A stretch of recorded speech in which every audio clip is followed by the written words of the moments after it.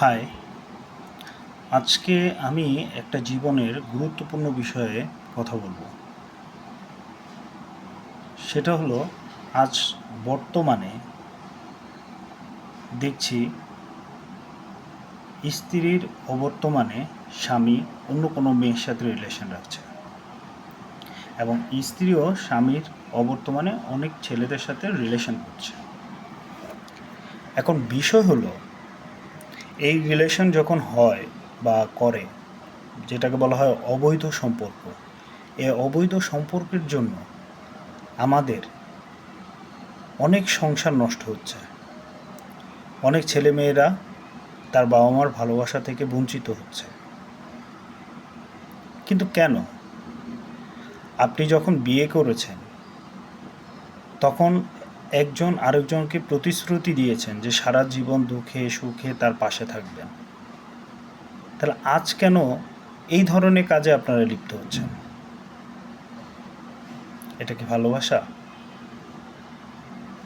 শুধু দুটি জীবন নষ্ট হচ্ছে না, তার সাথে যতগুলো জীবন জড়িত আছে সেগুলোও নষ্ট হচ্ছে।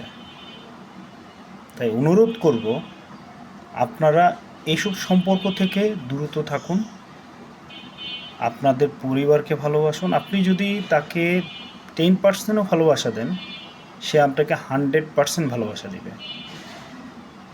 অন্য মেয়ে যদি আপনার কাছে রানী হয়, তাহলে আপনার বউ আপনার কাছে মহারানী হবে।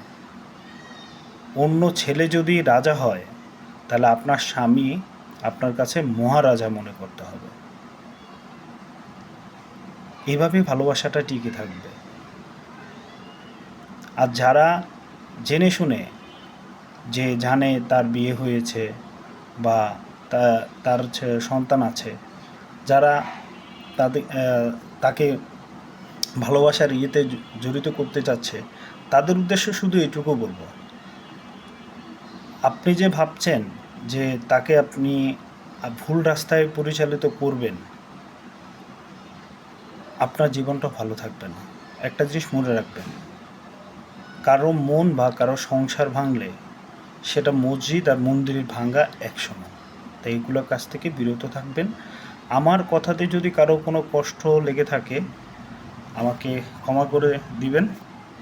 আর সবাই ভালো থাকুন, এসব কাজ থেকে সবাই একটু বিরত থাকুন। ধন্যবাদ।